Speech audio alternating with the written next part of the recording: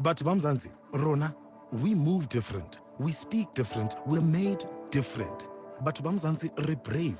Not only are we a nation that appreciates those that died so that we could be born free, we're a nation that refuses to be defined by our past. But Bamzansi, we thrive. Pela, we have this ability to show utmost tenacity to achieve the unimaginable. A nation filled with innovative thinkers, generating ways to change the world and create a livelihood for fellow South Africans. We don't wait for an opportunity to knock. We're a nation brave enough to build a door using the spirit and vision of those who lived before us. But Bamzansi, we are one of a kind. We're a nation that unites and supports each other despite our differences. A nation filled with cultural richness. A nation that continues to break boundaries using our freedom of self-expression. A nation brave enough to believe in staying true to ourselves while remaining outstanding. And that's why in Mzansi, we trust.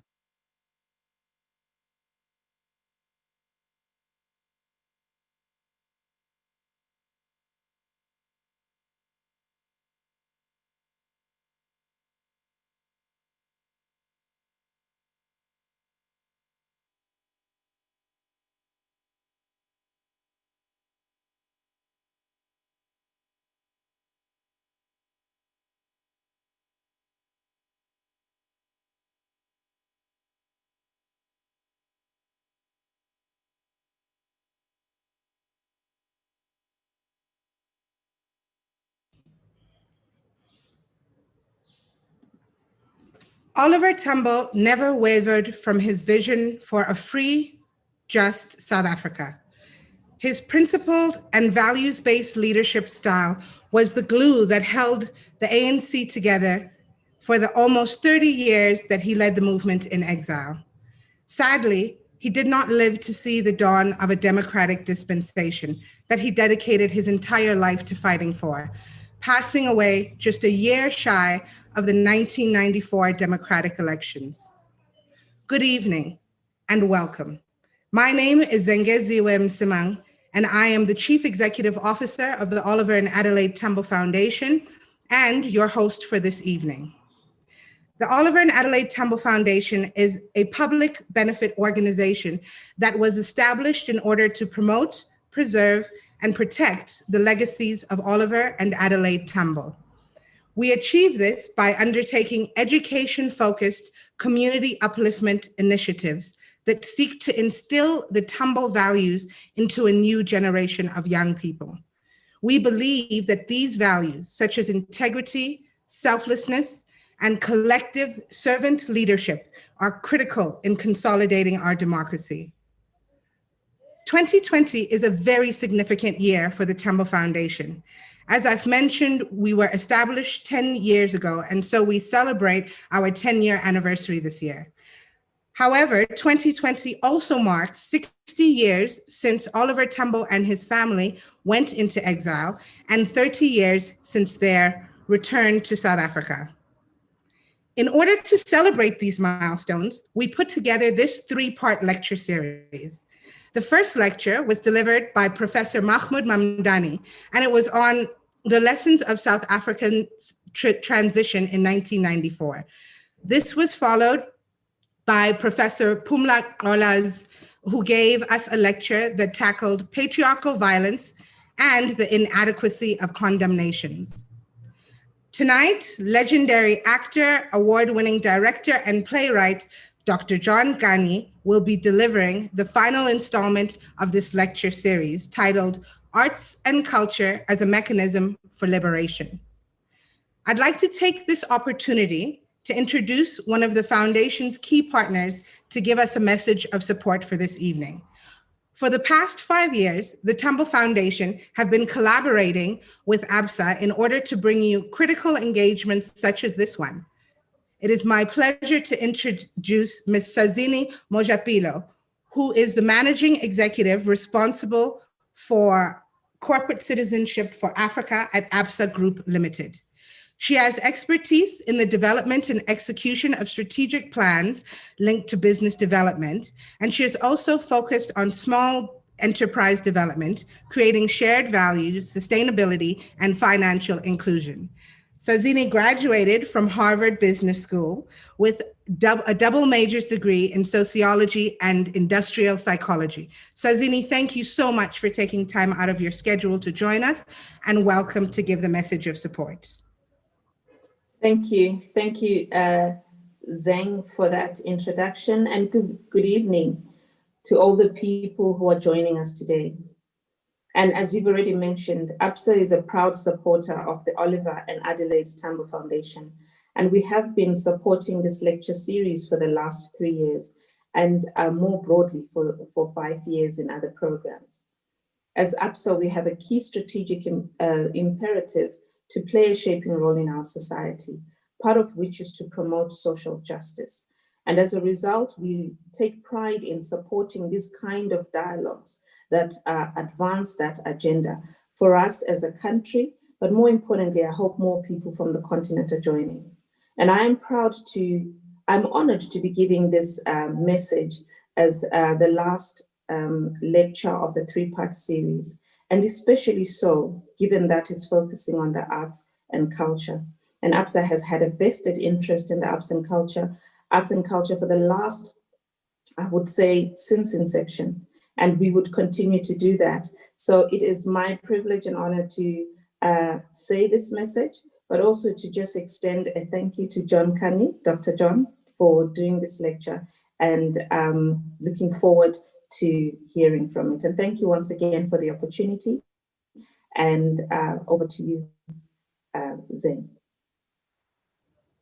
Thanks so much, Sazini, for those kind words and the words of encouragement. We really, really appreciate it, just as we appreciate your support over the years, and look forward to the next 5 years of partnership.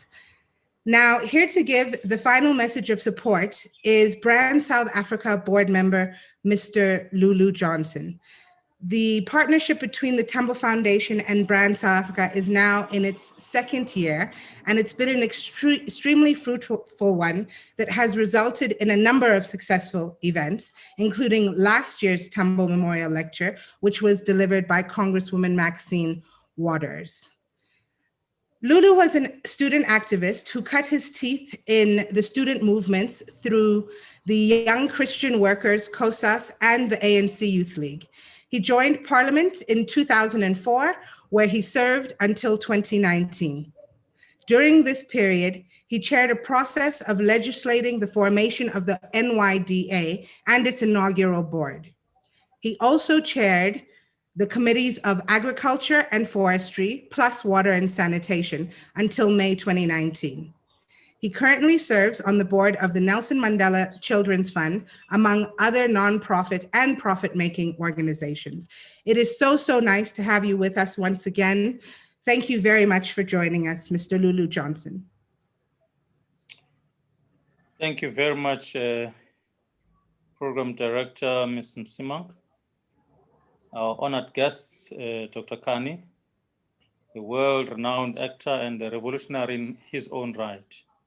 And most importantly, my neighbor in the dusty streets of New Brighton and Port Elizabeth, Ms. Sazini Mujapilo of APSA. Those who are informed that we have also some government officials among ourselves. And of course, our fellow South Africans here and abroad. Good evening. In the domain of arts, artists interpret these responses to social, economic, and political challenges in a creative and dynamic process, which in turn influences the outlook and behavior of society. The dominant class in any given society actively seeks to perpetuate itself and largely uses the medium of culture for this purpose. The task of our artists is therefore to articulate our struggles, our hopes, and aspirations during the varied forms created by their skills and talents. They can then grow into a powerful and recognizable force. These were the words of O.R. Tambo in January the 5th, in 1985, being interviewed by E.S. Reddy. Thank you once again to the Oliver Tambo and the Adelaide Tambo Foundation for this series aimed at keeping the legacy of the giant in President O.R. Tambo alive. The legacy of a principled fight against injustices and cruelty of apartheid and advancement to a society away from want, discrimination based on race and sexism, and of course, against poverty. As the official marketing agency for the country, Brand South Africa strongly believes in the development of meaningful partnerships as they are a foundation of our success. They enable us to build a positive and a compelling nation brand image. Collaborations with partners such as Oliver and Reginald and Adelaide Tambo Foundation are important because we recognize that making a difference in society cannot be done in isolation. Our partnership with the foundation is in line with our domestic program called Play Your Part, which is a nationwide program that celebrates active citizenship in order to lift the spirit of our nation by inspiring all South Africans to contribute to positive change. Likewise, the foundation actively promotes the memory of the Tambos through education, community, upliftment, and empowerment, all aimed at bettering the ordinary lives of our people. The lecture series has been an enriching experience with a refreshing format that covers a multifaceted person in Oliver Reginald Tambo. Today, I'm looking forward to listening to a lecture by Dr. Kani. It is a special opportunity to be inspired by a world-renowned veteran actor and cultural activist whose portfolio is cemented in the books of history. The arts and creative industries were instrumental in communicating in the injustices faced by South Africans during the liberation struggle. And to this day, this industry remains a driver of sustainable economic opportunities in South Africa and also in nation building. We have come to the end of the lecture series for 2020, but our partnership with the foundation continues. We especially look forward to celebrating 10 years of the foundation with you next year. I thank you.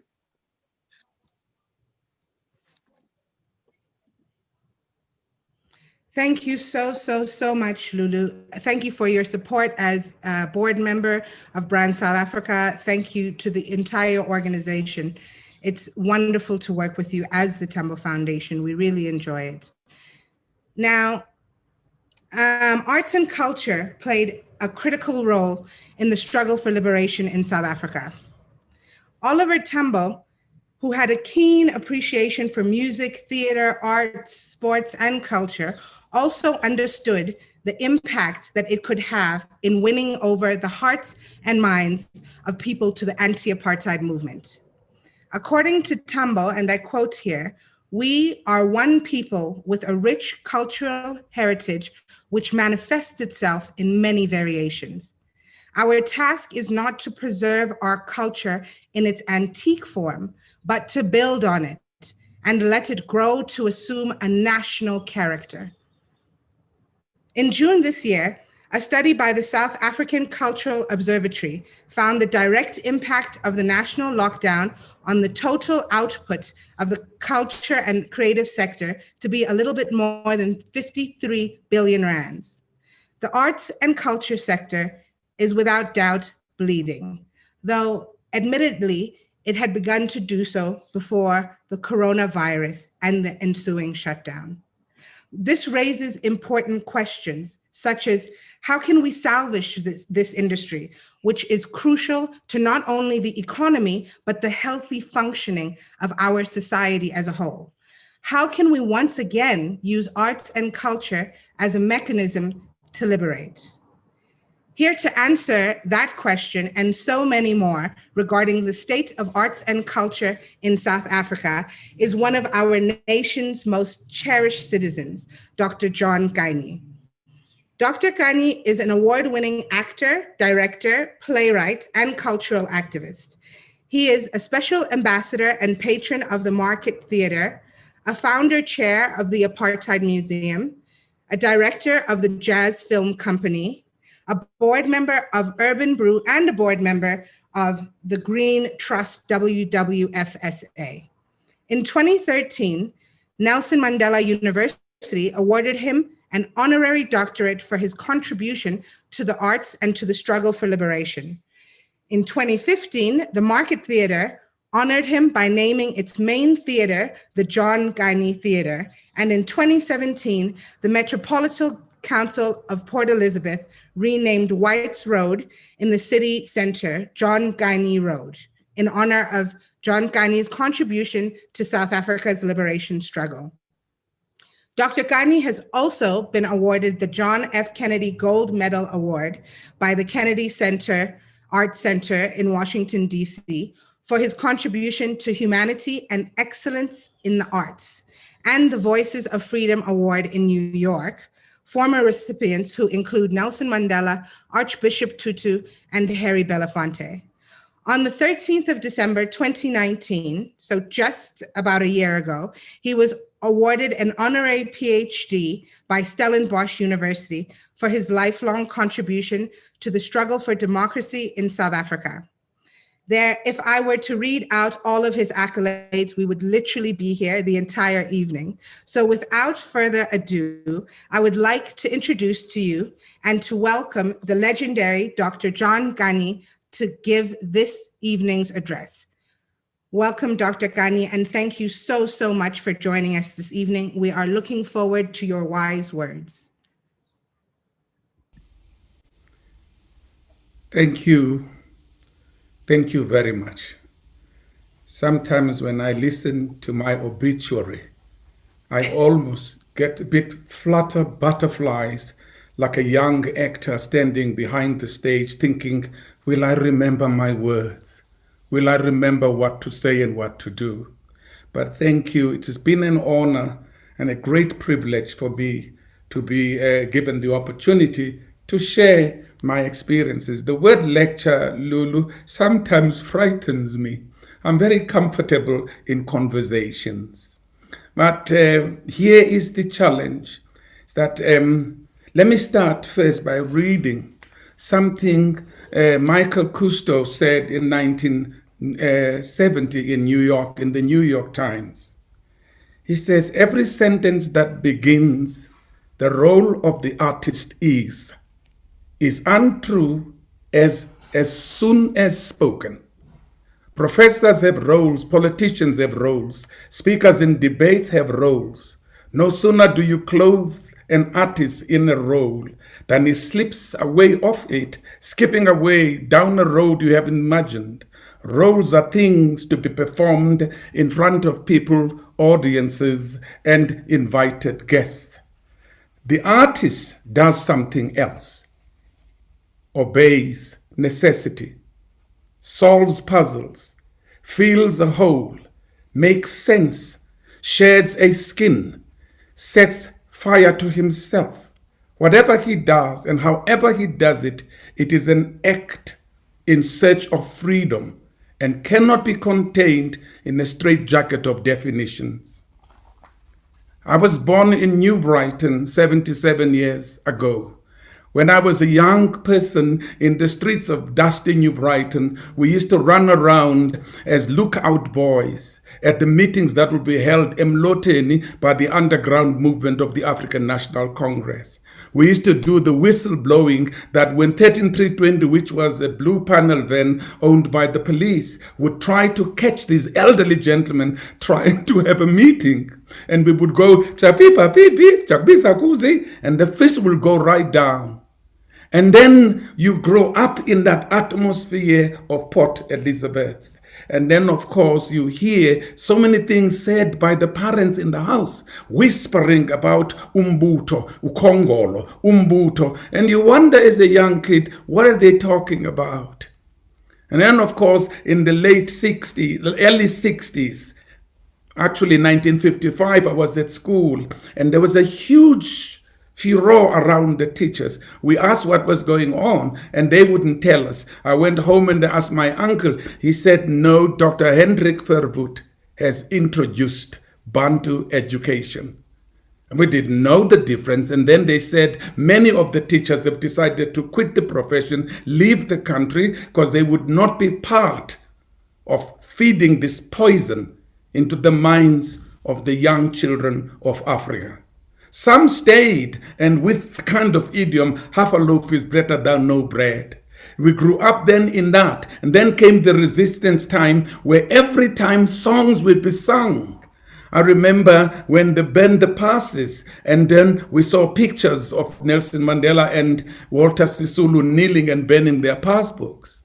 And immediately New Brighton sang songs about that. And of course, and there was always songs that motivated us. One I remember so beautifully is Xa siweli Limpopo, sithi Tambo sondelela, sondele kaya, sithi sondelela, sondele kaya. Lama bulu asithatha phi isibinde singaka sothatha iAfrika ayenze yawo go. Those, we sang them with passion, with great fervor in our hearts. And then we would ask later, who is Oliver Tambo? And the parents would explain. And some of the names that would be mentioned among this explanation would be Governor Mbeki, Walter Sisulu, would be Raymond Mhlaba, would be Matsoaledi, would be Cathedra. All these names we kept in our minds, because they were very important names that were part of the history that we were growing up with. And then, of course, the great 1960 issue where suddenly people were standing in bus stops, not moving, talking to each other. And I was a youngish man at that stage. And already I heard that there was a massacre, a mass killing of our people in Sharpeville. And that immediately there was a silence within the community of New Brighton, the community of the Eastern Cape. And suddenly songs were sung again. Nam tina sizwe, esimnyama. Those are the beautiful moments that rallied our people. That's when music became the kind of the motivation that we sang and we followed everything. And then, of course, same in the 60s, there was the Treason Trial. And that's when we heard more about this incredible elderly gentleman, Howard Tambo, Nelson Mandela, Walter Sisulu. And it took 3 years following it. Very rarely, really, there was nothing in the newspapers that you could listen to. It was just through whispering, word of mouth, that we found out. And then, of course, in 1964, there was the great Rivonia trial, which then it was clear that the movement was finished. It was done completely. Everybody who was part of the movement of the African National Congress was either dead, in jail, or in exile. And that is when we experienced something that we call the conspiracy of silence. The economic boom in South Africa among the white population was unbelievable. Every person had a holiday home. The rand was 73 cents of the South African rand to $1. And these were the days that there was extreme activity within the community and extreme poverty among our people. And these are the moments that shaped us as the youth into finding a voice for ourselves. I was on my way to study law as my uncle, who was like my brother, John Kani, had just been arrested and sent to Robben Island. And then I heard that my father said, I can't have you go to university. I don't have the money. You're going to have to do something else, look for a job, and maybe when you've raised enough money, you can continue to go and do the law thing that you want to do. And then I heard about the serpent players, about Norman Chinga, Welcome, Duhu, Shakam Gukula, George Mli. They were part of a group called the Serpent Players. Nomhlenkonyeni with First Bukholana said to me, oh, you acted at school? I said, yes. Could you come and join us? We're doing a production called Antigone by Sophocles. I walked into this room and there was a white man I passed on the entrance, who I assumed was the caretaker of the hall. And he had with his pipe and his brown jersey with the elbows showing. I thought it was some poor white, standing at the door. We got in and I was introduced to, this is Athol Fugard, this is John Kani. The play was Antigone, and the question was asked, if the law is unjust, do people have a right to oppose it and not to obey it? Which emanates from the fact that two brothers in Antigone died in the same battle each killed by each other's hand. But the king decides that the one who died defending the state will have a ceremonial burial with all the noble rights due to him. But the other one who fought against the state, against feudalism, against dictatorship, will be left unburied to be food of the jackals and the carrion fly. We all agreed that day that this is the theater that we think we should be bringing. Prior to that, we had done a lot of great plays by Chekhov, great plays by Brecht, great plays by Shakespeare, great plays by Camus, which made us feel very educated because we spoke very good English with an incredible accent. And this time, we also performed at the St. Stephen's Church Hall with about 200 chairs, and yet we always had about 18 or 20 people coming to see, because somebody must be outside to look if the special branch doesn't stop, and everybody would run out. But when we put on this play, we push through this message that that there are laws that come from God, and they are more important than the laws that come from men. It was then that it struck in me that there is another role for the arts other than doing plays to be famous and popular, and maybe one day, I don't know when, make a little bit of money. It was that time exactly that we realized that we are people who have a struggle, and that struggle is for liberation. And we are not exempt from that struggle simply because we call ourselves artists. The problem with being an artist is that when you stand with your little play, you fall within the apartheid rules, apartheid discrimination. You have to carry a passbook. While I was doing my matric, I think I was arrested 4 times for forgetting the passbook. And each time my father had to pay 5 rand or 5 days to get me out. It was a miracle I passed the matric.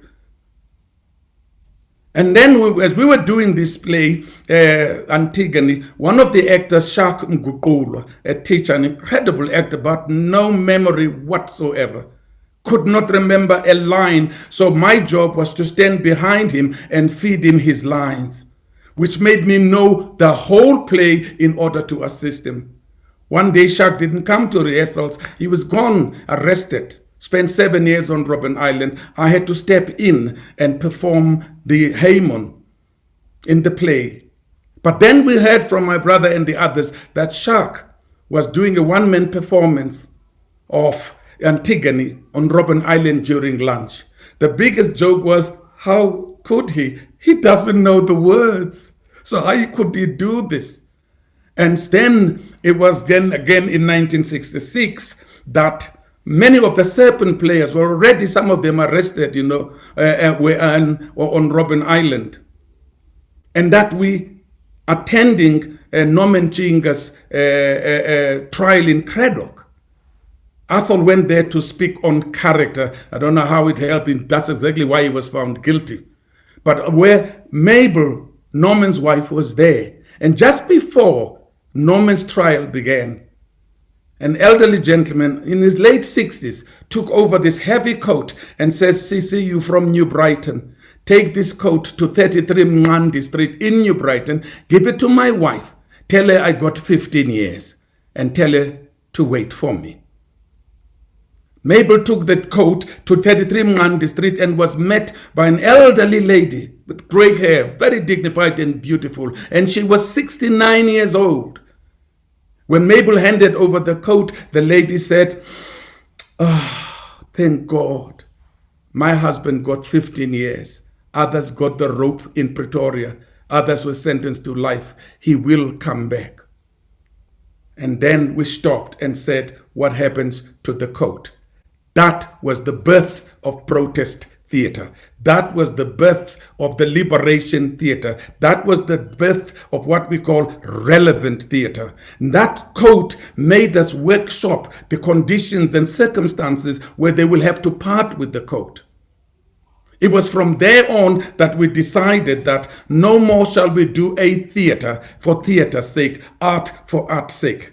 We have to understand that our role was critical and important within our own community. We have to understand that we as artists hold a mirror to our own community. What they see in the mirror, they may like it, they may argue, they may not like. That's not the purpose or the role of the artist. The artists have held the mirror that the community must see itself. It was then that also we attracted another force of the security police into the work we do. And suddenly we were being disrupted in our rehearsals and performances by these absolutely brutal policemen, and some of them were black. Stopping performances, scrapping scripts, and finding out what this is about. Why have you changed this? It was then in 1972 that we created Sizwe Banzi is Dead, which again was born out of the fact that a black man has to find work, but he lives in King Williamstown, in the rural areas of Kwanontampa. Incidentally, that's where Winston Chona comes from. Arriving in Port Elizabeth, he's endorsed out that he does not belong to the urban area of Port Elizabeth. He must go back. He can't go back because the wife said, if you don't bring in food, we will die. And in the middle of that search, we found out that he could stay, but he had a decision to make. Is he prepared to sacrifice his own identity, his own humanity, and assume the ID or reference book of a dead person who has the right stamp and right conditions to remain in Port Elizabeth? That opened up the world. In one performance in Cape Town, we got an invitation immediately to take this play to England. We sat down again and we said, what would be the point? What would this play mean among the English? What is really telling our story to the English? At that time, we were so politicized and so happy and powerful and proud about the work we do. In fact, if we put in a play, Lulu, and the policeman did not stop it, we went back to the drawing board and said, we've got to find a word. Well, that's going to make the policeman angry. That's going to make the white men not like the work we do. And some of the words were very simple. Release Nelson Mandela. That was it. Place banned. Let Owar Tambo and the exiles come home. That was it. Once the play was banned, the booking shot up.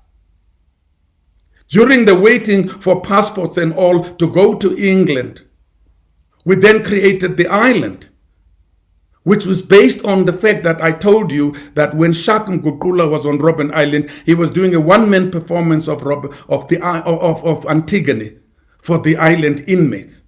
So the island was created as a keyhole for our people outside to see what's going on that island, which at that time we called the University of Life. We all wished to be arrested so that we could go to Robben Island. So if it meant that we have to do a serious crime, we were ready to do it.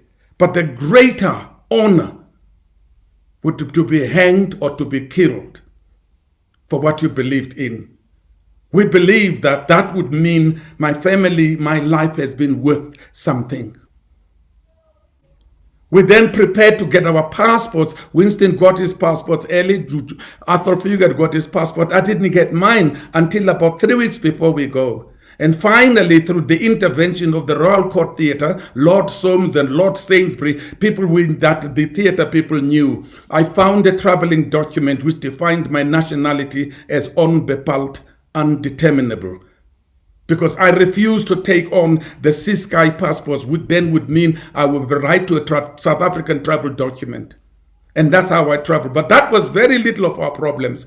Arriving in London, immediately, there was a silence. There's nobody communicating with us. Nobody even asking. The publicity was all over the place. And then we heard that the organization, the anti-apartheid, the internal structures in London are still kind of doing some research on these two black young men and this white man.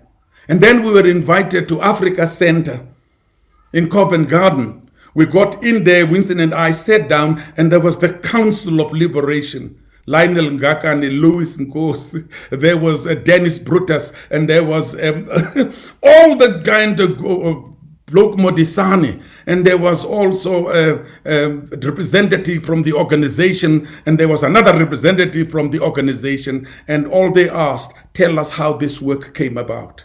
So we gave them the story of how this work was created, where we come from, and they said, okay. The following day, The entire 12 weeks at the Royal Court was sold out. There were even displays of artwork and photographs and by Dumile, and then musicians outside, Dudu Pukwane. All the people came together. The Manhattan brothers, Joe Mukhotsi, they came and supported this project. The anti-apartheid even had a desk in front of the theater. But the greatest award, Lulu, that I've ever received as an actor was being told at the end of that performance that there were two people who'd like to see me outside. I went outside. It was the grand old man, O.R. Tambo, and Dumamu Adelaide Tambo. And he looked at us with Winston and said, "Thank you." And his famous line, "What you did tonight, is what we've been trying to do over the 30 years we've been in exile. Showing the English audiences, the politicians, the people who've been trying, the business people, the evil of this apartheid system, the inhumanity of it." And people came out of there feeling and asking questions, what can we do? What can we do? It is then that O.R. said to Winston and I, "You are recognized as part of the struggle for liberation." He said to us, "Your names will be found in Dar es Salaam in this register of those who worked very hard for the liberation of our country." That was the biggest gift to Winston and I. We walked around high-hailed and saying that we've been recognized. Our names are in Dar es Salaam. And of course, it then opened the international community. When the plays moved to America, we were there, received by Tamim Klambiso, by Inogomo, by Obrinkomo, by all the representatives. The Khositsile was there, Professor Willie Khositsile. The ANC received us. Here was a problem. We didn't think that would be a problem when we go home. We win the Tony Award on Broadway, and then Best Actor. I look at Winston, he says, "What are we going to say?" And I said, "I'm going to say thank you. I'm not going to say I thank my mother, I thank God, I thank Jesus, I thank my agent, I thank my director, I thank my producer." I just said thank you. And Winston did it even shorter. Thanks. We walked off. Stunned audiences. For the first time, 2 actors received the Tony Award, and they were from Africa for the first time on Broadway. We arrived back in South Africa. Oh, well, and suddenly we immediately got detained.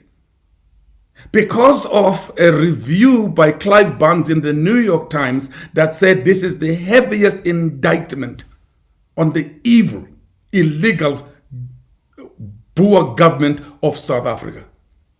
Now I'm sitting there in Sanlam being interrogated by Ruben Marx and Nivo about what is this play about. I said, the crit is not a play. It's a review by somebody who saw the play. There's nothing in the play that says that. And he used all the F words following that I needed to shut up. It was from that moment that we realized that we have an extra role, a duty to play. Wherever we went traveled around the world. I was sitting in my detention cell, Mthatha. After 15 days, the prison warder, White, kept saying to me, "And don't jump out of that window. Don't hang yourself. You people have a tendency to do that and claim the special branch for hanging you." He was planting in my head that I'm here forever, and the only exit was to take my life. And one day, a black warder slid under the door a piece of paper, which when I opened it, it had an article in London. It had the pictures of O.R. Tambo, the pictures of all the people in London. It had all the top actors demanding in front of the South Africa House, "Release John Kani, release Winston Chona." After 15 days was the first time I slept that night, because I said, they can't kill me anymore. The world knows they have me. And that immediately made us relook at the role of the artist. To understand that we have a special gift, that gift which is communication, that gift which is creating images, and the gift of people, giving people exactly what we believe they feel and interact with. We have no solutions, but we create this possibility of a dialogue beginning. We create the possibility of engaging with our audiences and finding an opportunity to interact with each other. And everywhere we were, I remember when we were in Australia, we were called the OR Tambo Boys, because the word had gone round that we had got the seal of approval from the big man. When I went back to England after being detained, I had another honorable honor of being invited by Father Trevor Huddleston for tea. I was shaking because the cup was the tea wasn't warm, the tea was cold. And there sat this giant, wonderful man and said to me, "Thank you for the work. We notice and with you, and we pray for you all the time." And these are the moments that stand out more than the awards, the recognition, lifetime achievements that my life I've garnered throughout my career. But then you ask yourselves, what's the role of the arts? What mechanism? We come now to the 1990s. We hear that Nelson Mandela is about to be released. We hear that the de Klerk government has decided to release. I said to myself, how dare do you have the right to release? You have no right to make that decision. You're falling under pressure. It is necessary. You are in serious trouble. You need these people. And it's exactly when we started to change gear in our struggle within the arts. We thought, all right, where do we fit in now? Now the negotiations are taking place. And we asked even that when they were discussing in Codesa and Kempton Park, are there any artists present? So we could get an opportunity to put our case across so that we could also be part of the groundwork that would lead to the document that would free South Africa or make us a normal society.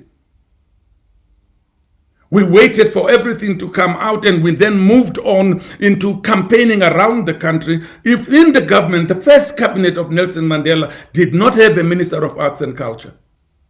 It had a Minister of Sports. And then Mr. Ben Gubane was from the IFP, was appointed Minister of Arts and Culture, Science and Technology, with science and technology gained 3/4 of the budget. And the other quarter of the budget took another 20% to 30% for running the entire office structure. So we were shortchanged from the beginning. I remember then having my play, and I was the MC for the inauguration, an event that took place in Pretoria, the Union Buildings. Nelson Mandela was receiving the Queen. So he said, "Come here, John, come over here. Tell me. How are things at the market?" I said, "They're fine, Dad. It would just help us if we get some small assistance so we could continue with our programs of educating, informing, of mobilizing our people, also of passing on this legacy to the next generation." Madiba said, "Mary Mkadana, come here. I want you to talk to John later." And suddenly I get a call from the minister, who Ben Gwan said, "Why did you talk to the president?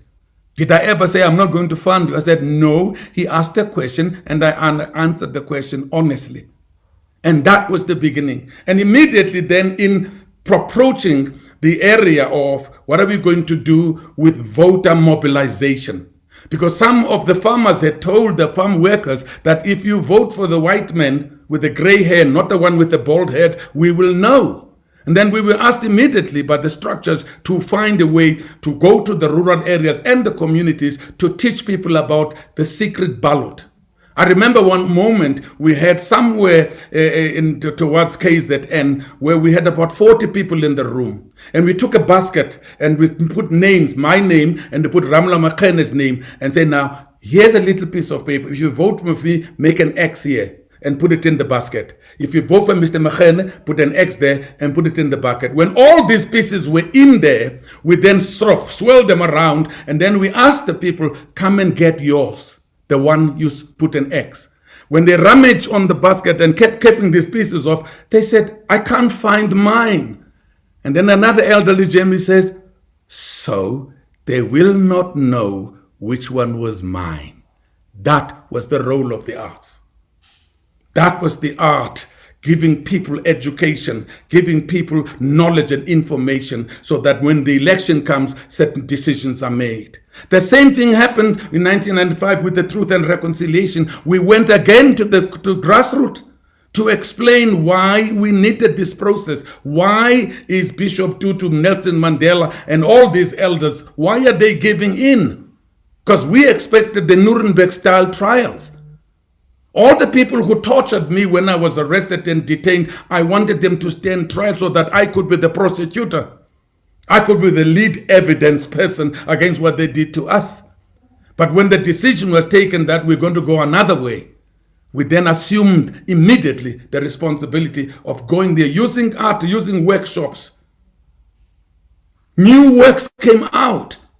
Bacchus and Truth and Reconciliation, because we realized that you must understand the emotional damage to the interpreters who have to interpret Navajo statements that says, and then I shot him, not in the third person, but say, and then I shot him. In this Zulu, then it appeared as if that the interpreter was saying, I shot him. And I went to a very traumatic period, trying to kind of being sort of cancelled throughout that process. So the victims were not only the people who died, not only the people in the families, it was also the interpreters that had to be in the first person in doing this. Theater stepped in, artists stepped in.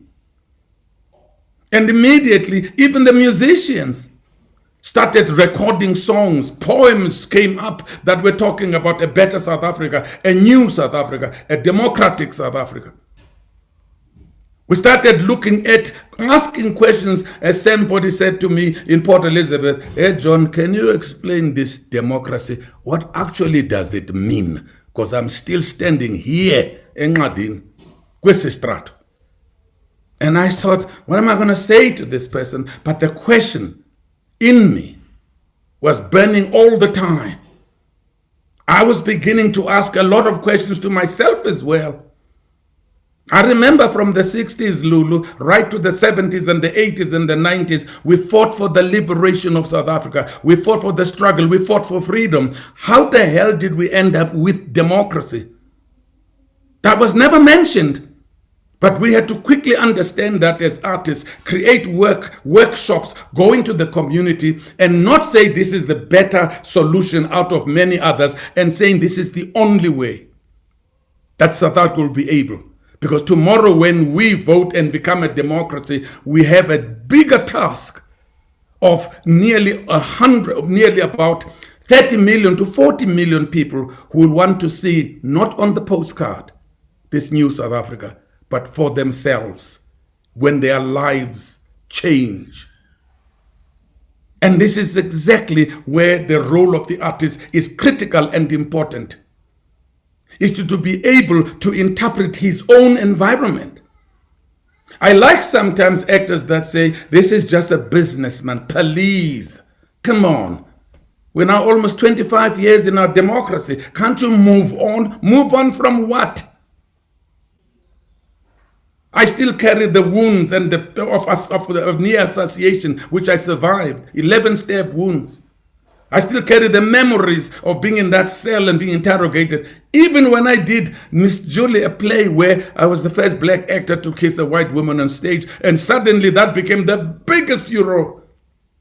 And when the police detained me and asked me what the hell was I doing, I said, no, you should ask the white actress. She's the one who kissed me. I didn't kiss her. Even when we did the first black Othello in this country by a black actor, it's always been done by white actors. And I performed it at the Market Theatre. Again, the performances were stopped, bomb threats, because of the relationship between Desdemona and Othello.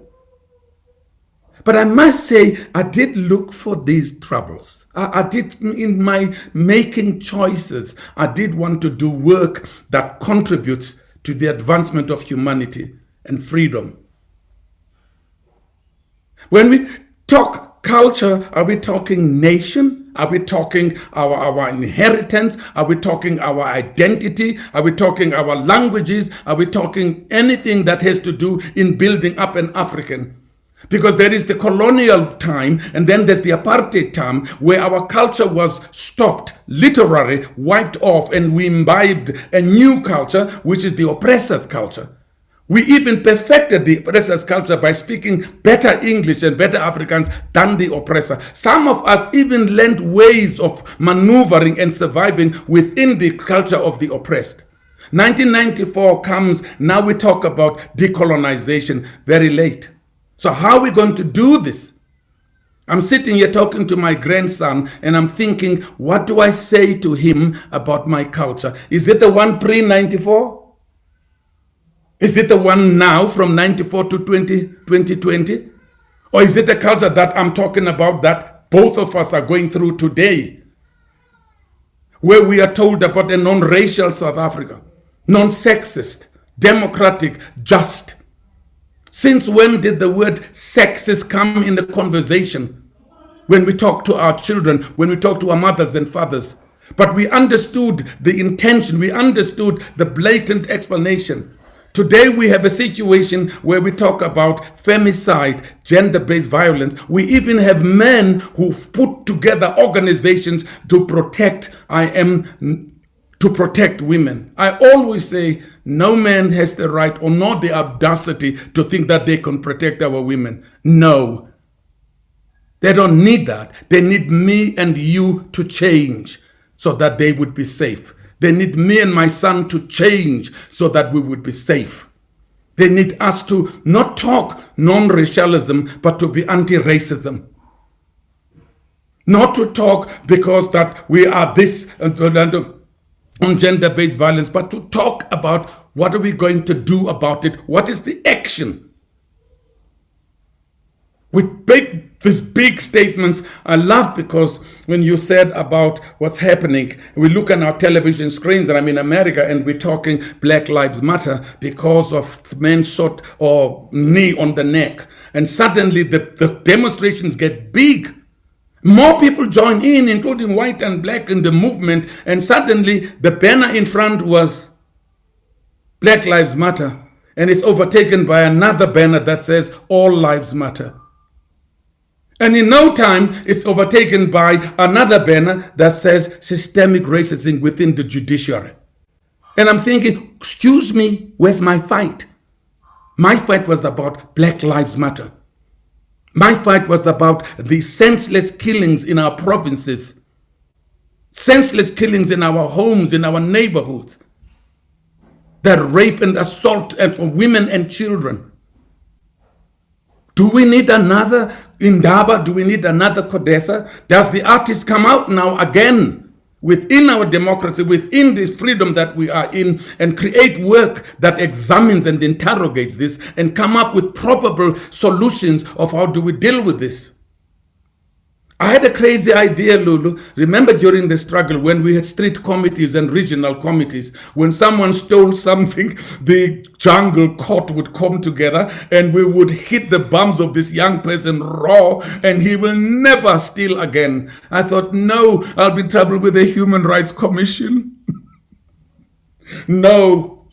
So the role of the artist is to fuel the flame of decency, humanity, of true freedom, of peaceful coexistence, of social justice, of social cohesion, of true reconciliation, the recognition of each other as human beings. I ask young men when I speak to them, look in the mirror and what do you see? He says, I see myself. I said, you're fixing yourself. You're looking at your gray hair. You're looking at this. Women looking at the eyebrows if they're done, not the money I paid. See yourself for the first time, because if you do that, you'll see that you were created in the image of God. And that's if you have that direct link with God, you shall have deep reverence for life. And this is the role that we've taken upon ourselves. I know when I look at the artists today and I look at the youth today, it's about how much do I make, how much do I amass wealth, and even at the point of somebody having 4 cars in the garage, a Lamborghini, a Bugatti, a Mercedes-Benz, and a Ferrari. You say, as Thabo Mbeki would say, is it really necessary for Africans to be so materialistic that they flaunt to the public their achievements when there are people who walk the streets barefoot without food and not knowing what will happen tomorrow. It is our role then as artists to raise these questions, to create this platform of interaction and dialogue. We will continue doing this even in a free South Africa, even in a democratic South Africa, because our role did not stop only anti-apartheid. We were not anti-apartheid so much as we are for justice, for fairness, and for democracy. It is a great honor for me and a pleasure to be talking about how the arts and culture plays a critical role in this country. Yes, politicians can make statements and say, this is what we're going to do. We take that statement, amplify it into a drama form workshop and show it to the people so they can see themselves and refer to it with visible examples. Yes, we're talking COVID-19, but who tells everybody we need to go out there and say, it's very simple. It's very simple. Wear a mask, social distancing, and simple hygiene. Avoid this called super spreaders. Last week I went to my sister's funeral. She was 55. I was 50 meters away from the coffin. Didn't even come, I didn't even see what she looked like. We went to the cemetery in Port Elizabeth and we were another 50 meters away from the coffin. I went back to my sisters and I said to them, yes, the ancestors have welcomed her. She's gone to rest. She's not a casualty of COVID-19, that God had made that date before COVID-19. And I'm speaking as an elder, and I'm also speaking as an artist, so that they could understand that these things are that the journey that we are on this earth for. It is our role to soften the blow to my mother. And I say to my son, don't forget your mother is a woman. You seem to forget that when you talk about how powerful you are, how intelligent you are, how successful you are, how much you've amassed. There's a woman who gave birth to you. Therefore, your first respect and honor is to that woman before you go to even to your wife or your girlfriend. And these are the things that are critical in building a better community and a better South Africa. The role of the artist will continue to be the watchdog of this government, will continue to be the conscience of this society. We have some thermometers, some instruments within us that we itch when something unjust is taking place. I cannot sleep when I see an old woman with 4 packets of plastic groceries and she's falling on this side coming from SASSA with a little money, and she has to feed the family, which includes 5 children whose fathers and mothers are nowhere to be seen. It makes me think, what is going on? What is my responsibility?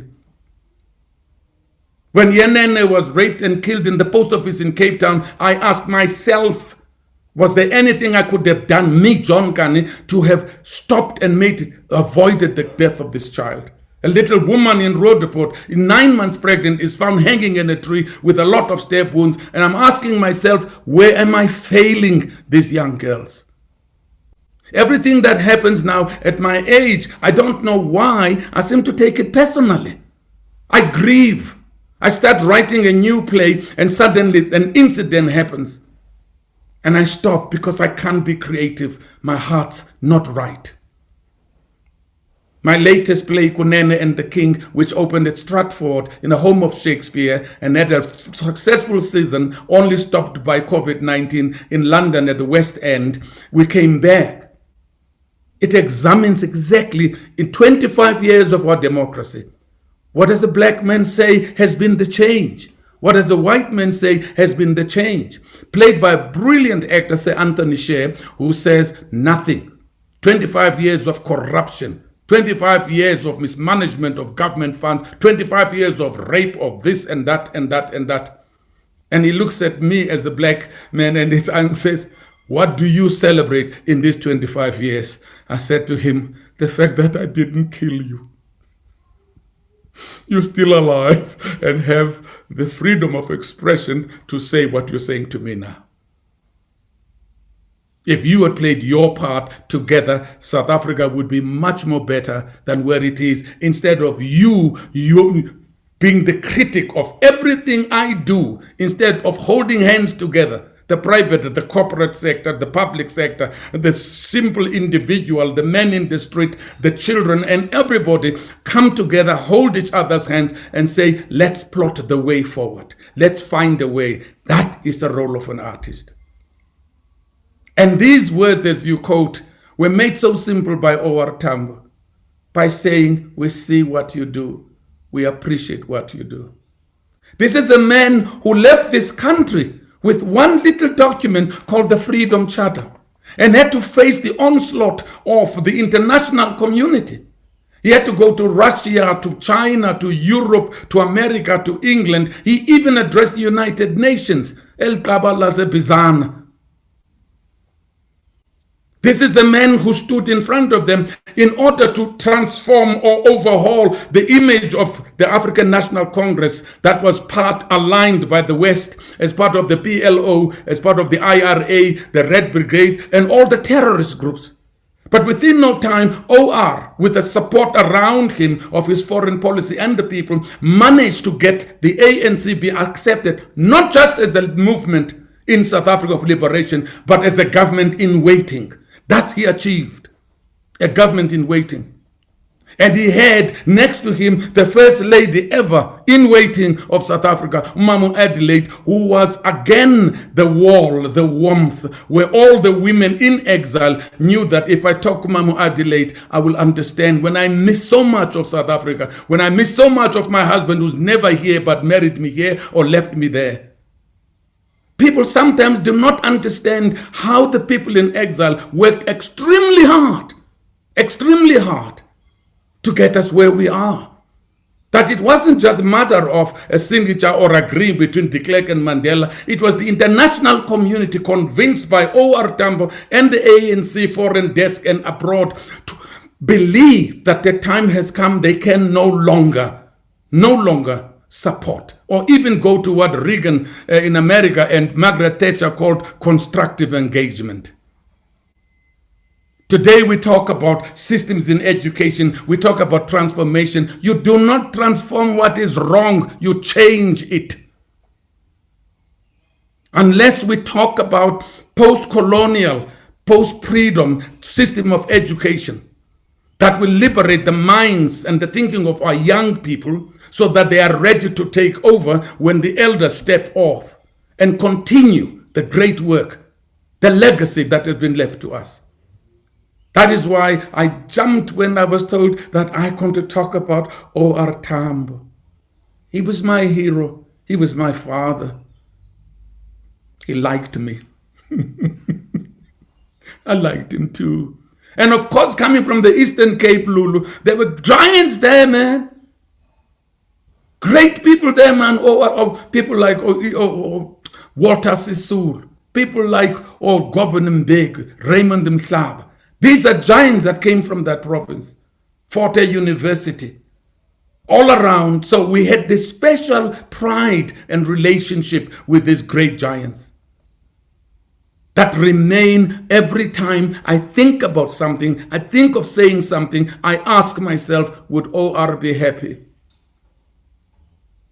What I love about this country is when we use art to amplify the struggle. And suddenly, out of nowhere, people saying, Oliver Tambo, Teta no boat, Kululu Mandela Zobusa. 1985, Lulu, when you guys, especially you were there when the school boycott was complete, when we tried to negotiate that children have not been going to school for 2 years because O.R. Tambo had given a directive that said render South Africa ungovernable. And the enemies of the struggle added that no education before liberation. We thought, no, the second part, we're not sure that O.R. could have said that. And suddenly through we managed to make communication with Dar es Salaam. And then the answer came back even from Robben Island that said, OR did not say liberation now, education later. And then we stood in a 5,000 full hall in Centenary and we stood up and says, Mna no Tambo, ewe siyavumela. Sivumelana nawe, siyavumela. Sivumelana. Tambo has been part of the musical culture of this struggle.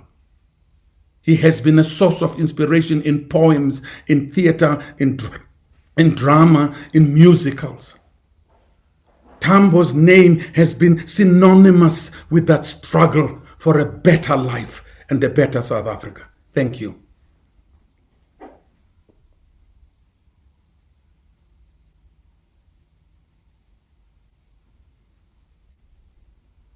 And thank you so very, very much for that amazing, amazing, amazing lecture. There is so much to process, and there's so much that you've said that is so important. And I think towards the end of the lecture, the one sentence you said that just stuck with me is you said, you do not transform what is wrong, you change it. Those are powerful, powerful words. Thank you very, very much, Dr. Kani, for that amazing lecture. And I think an important part of tonight's program is the fact that we have questions from people who have been watching the lecture on our Facebook and YouTube pages, as well as on YouTube, as well as watching it live on SABC. So we have some of the questions, and I'm going to go straight into it, Dr. Kani, so that we can get as much participation before the evening is over. So the first question that I have for you is, if you could redesign the South African school curriculum, where would you redesign, where and how would you include the arts in this redesign? In 1948, the Nationalist Party defeated the English in the United Progressive Party and became the government of the day. By 1961, they declared the UDI an independence away from the Commonwealth. But all that time, they used an organization, it was a cultural organization called the Broederbond, where they encourage Afrikaans academics, writers, dramatists to translate many of the works into the Afrikaans language. They knew that they had to create not just an Afrikaans language, but also an Afrikaans culture. And by the time it was 1961 or 62, then we already had a white child starting grade 0 to stand to grade 12 in Afrikaans. And today we had just pre the transformation taking place, that universities like Stellenbosch, like University of Pretoria, like Turkish, like University of Northwest, using Afrikaans as a medium of instructions. This is the time, now we are in 2020. We still send our children to grade RRR, and they still are taught in English. How long will it take us to get to a point where you could study in isiXhosa, isiZulu, isiPedi, isiTsonga, isiNdebele, isiSotho, so that I could be the first person who reads and understands the lecture in my own mother tongue, so that I'm not translating quickly what is said by the lecturer. I accept very much so that the transformation, decolonization of tertiary or higher education. You're changing something that someone started in grade 12. Now they are in the first year of university. I would suggest now we commission the black academics to write books about the change in this country. We are so concerned in what I call science, technology, maths, engineering.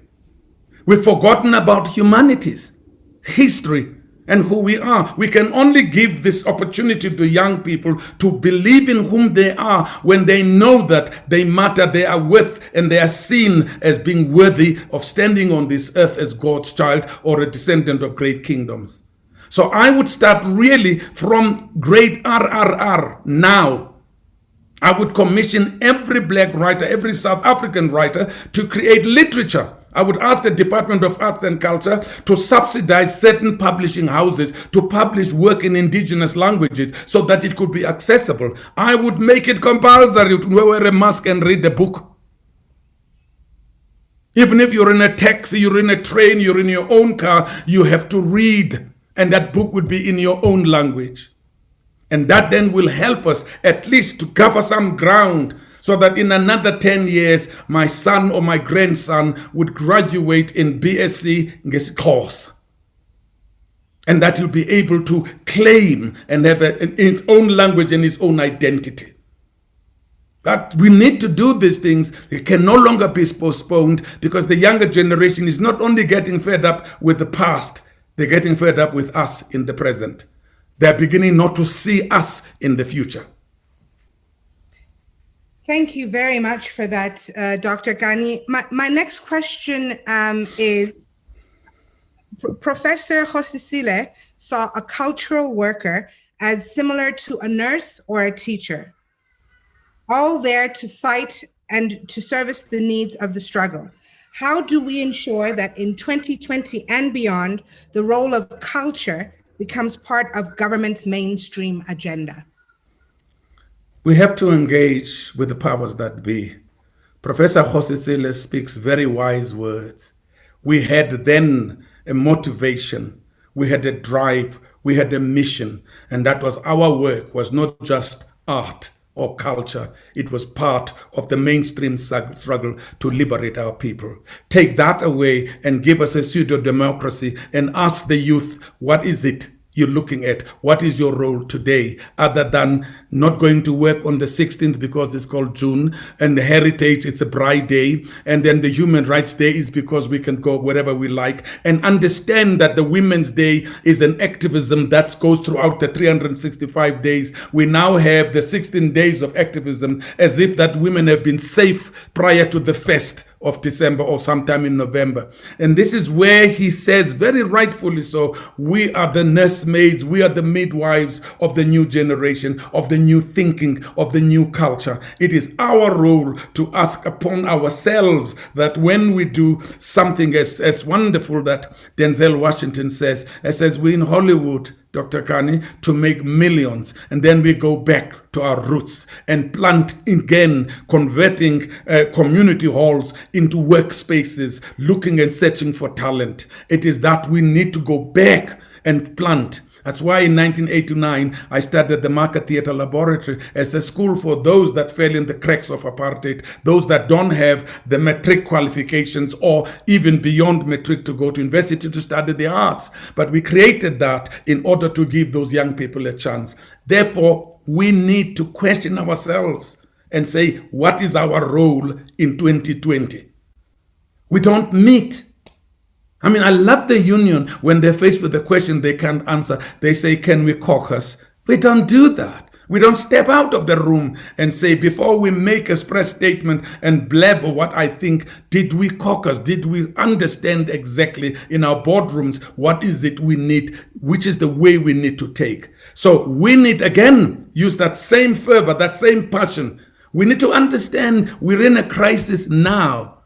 A crisis not just by COVID-19, a crisis of the disintegration of our culture, our responsibility, of our Ubuntu. We have to see this as an issue that is urgent.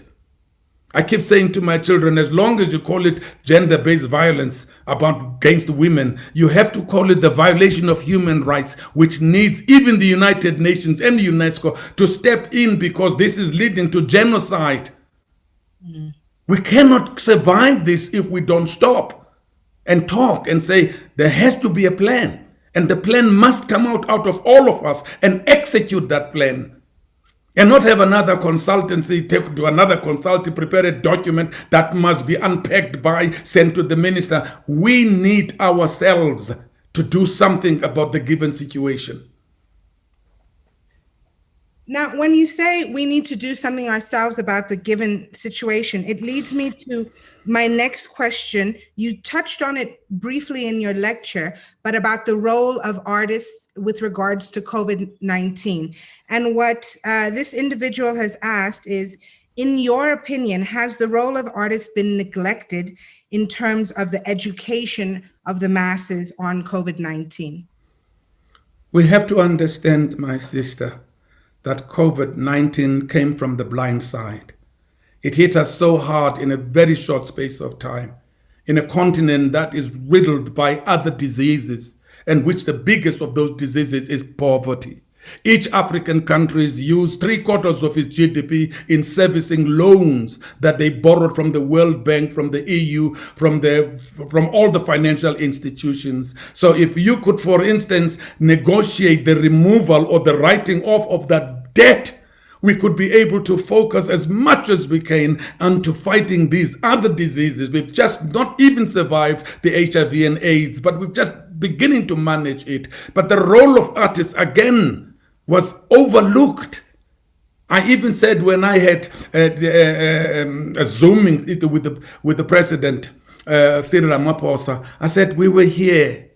We taught our people about democracy. We taught our people about freedom. We taught our people about responsibility. Use the artists. Stuma Mina is Stuma the artists. Let them go into those rooms. We live in the living rooms of every South African who has a television license or not, who sits in front and watch us, and we've become part of their heroes and heroines. We've become part of the fiber of their cultural life and cultural expression. How best is the artist more positioned now to go into those houses while they celebrate about who we are, asking for selfies and autographs? You say, on condition you understand how we fight COVID-19. On condition you realize there's a second wave, and it's no joke. Do not follow other people who don't believe what science means, who say that it's going to pass. It's going to pass, but with the lives of how many people, of our own personal relatives. So I'm saying that we need to ask perchance, to say to the government, to say to the Department of Arts and Culture, we are here, we have an idea, how do we help? How do you help us, help ourselves, and help the nation? But we can't sit here and expect to be called by the government and say, I have a project for you. And this project is about educating the people about COVID-19. Because there are so many artists, it's going to end up by being, why were those artists the only ones called, not us called? Yet if we as artists come together and put together a program, document, present it to government, to the Minister of Arts and Culture and the President, and said, if we do A, B, C, D, E, and G, and this is the way we will fight this scourge and other scourges, including unemployment, violence, not just COVID-19, but we have a plan. And we do have a plan as artists. We just need to coordinate and correlate all these things as into a document and a program of action. And all the government need to do is to help us implement it, execute it. Thank you so much for that response. Now, I want to find out from you, what is the role of arts and culture in promoting social cohesion? Now, in your lecture, you spoke about the importance of social cohesion, but this question is asking, what is the role of arts and culture in promoting social cohesion, especially as it pertains to the reduction of tribalism and racism? There was a wonderful play I once saw. It was a workshop community play, which was done by some group from Tembisa. It was very badly written. I didn't look at that. But what I was interested in was the subject matter. A mother has two sons. One son is Zulu, but the other son married a Xhosa woman. And the fight in the house about the politics and the difference of tribalism made the mother stop and scream and said, you all came out of one womb and one seed from your father. Stop. It's enough. It's enough. There was another little work I saw from Obet, young man from Alex, who played a Shangaan gentleman coming to the big city. And he's working in this mine, they're making him the butt of the jokes of what Shangaans are, how slow, how this they are. And he stops and he screams, it says, I accept ignorant people to think because I'm Shangaan that I'm not very bright, but I did not expect it from you, my brothers and my sisters. Jomo Sono was in that audience, he cried. I've watched productions of black and white finding each other, talking to each other for the first time, looking into each other's eyes and seeing each other as human beings. It is our jobs within the arts. In music, it's already happening. There are collaborations across. In visual arts exhibitions and all. The artists are working very hard, but how can we work hard when there is no platform to exhibit that work? How can we put on these stories and these plays and do this recital of these poems when there's not enabling from the institution that's supposed to exhibit our work? How can we do these things when there is no funding to make it able for us to create the work, take it to the people? Social cohesion cannot be achieved in a soccer match with 90,000 people screaming for one team and the others for another team. Cannot be a mandate of government because they are not at the foot level or the grassroots level. It is the job of the artists who bring people together, who bring them in one space and talk to them about critical issues, issues that they need to concern themselves about.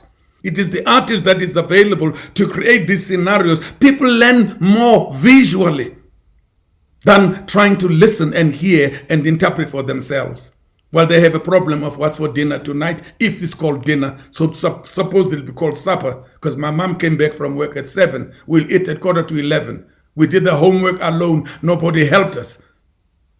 And this is why I'm saying that the artists have that opportunity to all media, from film, television, radio. When television came in, people thought that was the end of radio. Radio has more. For instance, the Ukozi has more than 19 million people listen to a day. Could you believe? Putting the message through those Mkobo Wenen, onto the Sutu, the Tsonga, the Pedi, Lisset, and all of them, that could be utilized instead of complaining about no funding for this institution, funding for that one. If we could use it as means of mobilizing, educating, inspiring our people, we would be talking to them directly, and that is social cohesion.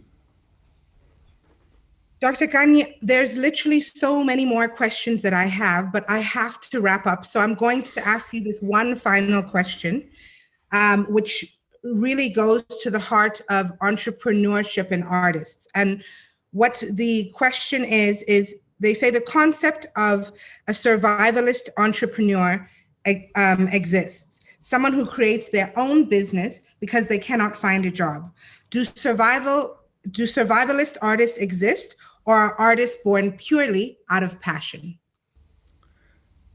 If you are John Kani and you have the fame, the access, and the notoriety of major institutions and producers who would fund and produce your work, you can then be in that privileged position of creating your work, become an entrepreneur, write, direct, and produce. Now imagine a young man from New Brighton, a young man from Ekuguletu, a young woman from Guamashu, a young person from Limpopo, trying to come into this cutthroat industry and say, how do I then, since there is no work for me, how do I find ways of creating work for myself? Unfortunately, this is where I say exactly it is our role in these positions to search for these wonderful gems, these black diamonds, nurture them and bring them into the mainstream. We're looking at the private sector. Broadway would never exist, theater would never exist in England without the input of the private sector. People die in England, philanthropies, and leave money to the arts. People die in America, and people in wills leave money to a dance company. Government puts in the infrastructure. We don't have the culture of giving from our newly rich millionaires and the old money, because the one question they put is simple. How do we give when we don't get a tax break? And yet in America, in England, in Europe, in Australia, in New Zealand, if you give to the arts, you get a tax break because you're part of molding a new generation. You're part of bringing up this human being in a holistic way. You cannot have somebody or some young person with no knowledge of who they are, no culture, no humanities. What we've created is a working android that is expecting to look for work and be paid and not create work. And this is why it is important that both the public sector and the private sector and the private individuals look at promoting and funding the arts. How does a young man from KwaZakele, New Brighton, end up where John Kani is? It's an impossible dream that when I talk to them, they think you're showing off because you're leaving me here. It hurts me when I go to the Opera House, when I go to the Baxter Theatre, when I go to the Playhouse in Durban, when I go to the Mbombela in the arts, to talk to young artists. Because at the end of my wonderful workshop and masterclass, I get in my car and I drive to Johannesburg and I leave them there waiting for another person to come the following year. It hurts us. And this is why, again, I say we need to sit down and say, this is what do we do? How do we create work where people are? You can't suddenly have a theater in Ngqusha. You can't suddenly have a theater in Zandspruit. Who's going to support it? Who's going to fund it? Who are the people that are going to work there? But how do we then stop this migration from the rural communities and to Johannesburg? I once said, Lulu, if everybody that was not born in Johannesburg came to work here and contribute and give a lot of expertise and experience, went back the following day to where they came from, the Gauteng government would collapse. The Gauteng economy would be bankrupt. Because it would be the biggest brain drain that has ever happened. But my answer simply is, we need to think more, how do we identify, assist, encourage, and most important, invest in this new emerging talent. Dr. Kani, I have about 10,000 more questions for you, but I cannot ask them, unfortunately. But I cannot thank you enough for joining us this evening. This has been such an important lecture, and I really, really appreciate your time. I appreciate you coming through, and I appreciate your powerful, powerful, powerful words. At the end of this evening, I'm going to be showing a brief clip, and so I'd like to thank Kamsila Naidu, Dali Tambo, and the National Lotteries Commission in advance for allowing us to use the clip from the jewel in our crown. I would also like to thank all the organizations that partnered with us to ensure the success of this evening. City Press, ABSA, Brand South Africa, and SAFM, thank you so much for your unwavering support. And last but not least, I'd like to thank our audience for joining us this evening. It's been a pleasure to host you, and we do hope that you join us this Thursday, the 3rd of December, as we host the CEO of BUSA, Mr. Cass Kuvadia, the CEO of Corruption Watch, Mr. David Lewis, and the Director General of the Department of Public Service and Administration, Ms. Yolisa Makasi, as we discuss courageous and ethical leadership. Follow us on @Tambo Foundation for more information. And thank you once again, Dr. Kani, and all of our guests this evening for joining us. Have a wonderful evening.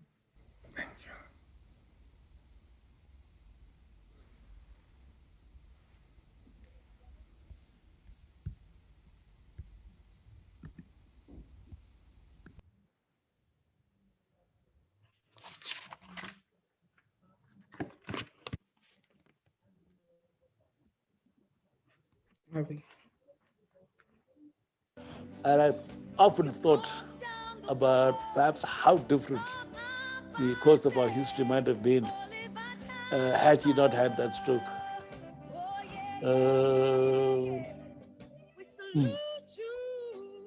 I've wondered about that quite regularly. He was one of the most gentle and loving spirits I ever met. He had saintly qualities about him. You had to love him. We had in one person, Comrade President O.R. Tambo, the greatest South African that has ever lived.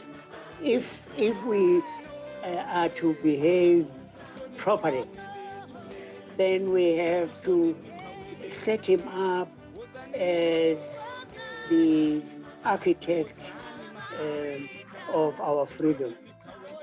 He is the one true father of South African democracy.